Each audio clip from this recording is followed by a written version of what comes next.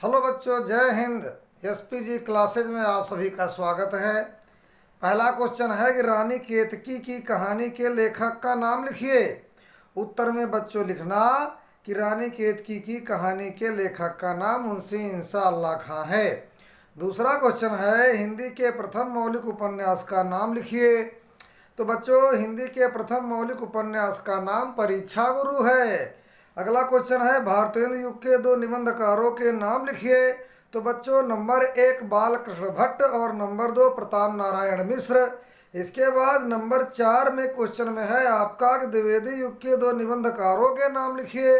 तो बच्चों नंबर 1 महावीर प्रसाद द्विवेदी और नंबर 2 श्याम सुंदर दास। इसके बाद अगला क्वेश्चन है कि भारतेंदु युग के 3 नाटकों के नाम लिखिए। अब यहाँ नाटक के नाम लिखना है। तो उत्तर में लिखो भारतेंदु युग के 3 नाटकों के नाम है अंधेर नगरी, संयोगिता स्वयंवर और भारत दुर्दशा। ये 3 नाटक हैं आपके। संकलन त्रय का अर्थ लिखिए। अगला क्वेश्चन है संकलन त्रय का अर्थ लिखिए। तो संकलन त्रय नाटक से संबंधित तत्व है। इसका अर्थ नाटक में रचना, काल और कार्य व्यापार के अनुपालन से है ना। इसी को देश काल वातावरण के रूप में भी जाना जाता है। नाटक की सजीवता और स्वाभाविकता के लिए इसका पालन महत्वपूर्ण ही नहीं आवश्यक भी है। अगला क्वेश्चन है कि आत्मकथा से क्या मतलब है, क्या आशय है। तो बच्चों जिस गद्य रचना में, उत्तर में लिखना, जिस गद्य रचना में लेखक अपने जीवन की स्मरणीय घटनाओं का क्रमबद्ध वर्णन एवं विश्लेषण करता उसे आत्मकथा कहते हैं। इसके बाद जीवनी का अर्थ लिखिए। किसी व्यक्ति विशेष के जीवन को जन्म से लेकर मृत्यु तक की प्रमुख घटनाओं के क्रमबद्ध विवरण को जीवनी कहा जाता है।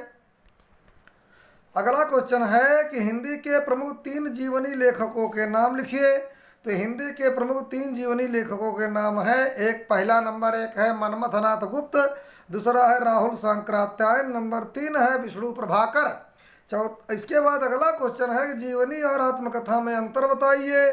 तो उत्तर में लिखो जीवनी और आत्मकथा आधुनिक गद्य विधाएं हैं, है ना। जीवनी में किसी महत्वपूर्ण व्यक्ति का जीवन चरित्र प्रस्तुत किया जाता है तथा इसे किसी भी व्यक्ति द्वारा लिखा जा सकता है, किंतु आत्मकथा लेखक के स्वयं के जीवन पर आधारित होते हैं तथा ये उस लेखक द्वारा स्वयं लिखी गई रचना होती है। इसके बाद अगला क्वेश्चन है बच्चों कि संस्मरण किसे कहते हैं। तो उत्तर में लिख दो जब लेखक अपने निकट संपर्क में आने वाली विशिष्ट, विचित्र, प्रिय और आकर्षक घटनाओं, दृश्यों या व्यक्तियों को स्मृति के सहारे पुनः अपनी कल्पना में मूर्त करके उनका शाब्दिक चित्रण करता है तो इसे संस्मरण कहते हैं। कल्पनाशीलता, यथार्थ चित्रण, संवेदनशीलता, अभिव्यक्ति को कुशलता आदि संस्मरण की विशेषताएं हैं। हिंदी के 2 संस्मरण लेखकों के नाम लिखिए। तो उत्तर में लिख लेना कि हिंदी के 2 संस्मरण लेखकों के नाम हैं नंबर 1 रामवृक्ष बेनीपुरी और नंबर 2 कन्हैया लाल मिश्र प्रभाकर। इसके बाद बच्चों अगला क्वेश्चन है आपकी स्क्रीन पर कि रेखा चित्र और संस्मरण में अंतर स्पष्ट कीजिए। अरे भैया बच्चों ध्यान से देखो, लिखो। तो उत्तर में यहाँ यही लिखना कि संस्मरण में लेखक अपने संपर्क में आए किसी व्यक्ति, वस्तु तथा घटना का यथावत यानी सही रूप में चित्रण करता है। में अंतर है, संस्मरण में विषय वस्तु का सर्वांगीण चित्रण होता है ना। और जबकि रेखा चित्र में कुछ शाब्दिक रेखाओं के द्वारा ही विषय वस्तु की विशेषताओं को उभार कर प्रस्तुत किया जाता है। संस्मरण के शब्द चित्र सदा पूर्ण होते हैं, जबकि रेखा चित्र के चित्र अपूर्ण या खंडित भी हो सकते हैं। संस्मरण अभिधा मूलक होता है, जबकि रेखा चित्र सांस्कृतिक और व्यंजक होता है। इसके बाद बच्चों अगला क्वेश्चन है कि हिंदी के प्रमुख रेखा चित्रकारों के नाम लिखिए। तो हिंदी के प्रमुख रेखा चित्रकारों के नाम हैं महादेवी वर्मा, रामवृक्ष बेनीपुरी, प्रकाश चंद्र गुप्त, बनारसी दास चतुर्वेदी, कन्हैया लाल मिश्र प्रभाकर। इसके बाद अगला क्वेश्चन है कि यात्रा वृत्त किसे कहते हैं। गला हमारा बैठा है, कुछ गला है ना, एक परेशानी न उठाओ। हमारा गला थोड़ा बैठा है ना, आप लोग तो बहुत समझदार हो। यात्रा व्रत किसे कहते हैं? अब उत्तर में लिखो, जिस रचना में रचनाकार किसी यात्रा के अनुभव का यथावत तथा कलात्मक वर्णन करता है उसे यात्रा व्रत कहते हैं। नंबर 16 वाला क्वेश्चन है कि यात्रा व्रत की प्रमुख विशेषताएं लिखिए। उत्तर में लिखो, यात्रा व्रत की प्रमुख विशेषताएं हैं क्या? तो पहला देखो, यात्रा व्रत की निम्नलिखित प्रमुख विशेषताएं हैं। नंबर 1, इसमें किसी स्थान विशेष की यात्रा के अनुभव का यथार्थ किंतु कलात्मक चित्रण होता है। नंबर 2, उस स्थान के रहन सहन, खान पान, वेशभूषा और निवासियों के आचार व्यवहार व वास्तविक चित्रण होता है। नंबर 3, यात्रा वाले स्थान के प्राकृतिक सौंदर्य का वर्णन यथार्थ के धरातल पर किया जाता है। नंबर 4, इसमें निबंध, संस्मरण और कहानी के तत्वों का संस्मरण यानी सम्मिश्रण होता है। और इसके बाद नंबर 5 में लिखो, लेखक संपूर्ण वृत्तांत में पूरे मनोवेग से उपस्थित होता है। इसके बाद 17वां क्वेश्चन है कि रिपोर्टाज से आप क्या समझते हैं? तो उत्तर में लिखो, जिस गद्य रचना में किसी घटना का आंखों देखा विवरण प्रभावशाली ढंग से प्रस्तुत किया जाता हो उसे रिपोर्टाज कहते हैं। इसके बाद अगला क्वेश्चन है, 4 रिपोर्टाज लेखकों के नाम लिखिए।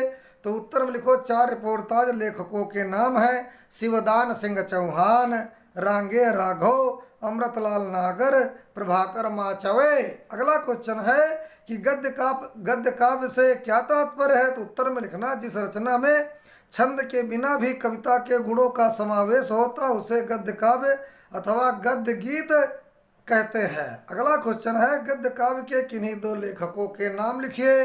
अरे भैया, तो यहाँ पर उत्तर में लिखना, हिंदी गद्य काव्य के 2 प्रमुख लेखक हैं। पहला है वियोगी हरि, दूसरा है राय कृष्णदास। इसके बाद अगला क्वेश्चन है, प्रेमचंद्र के उपन्यासों के नाम लिखिए।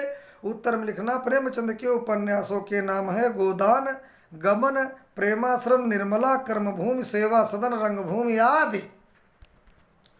अगला क्वेश्चन है कि प्रेमचंद के उपन्यास किन विषयों पर आधारित हैं? है ना?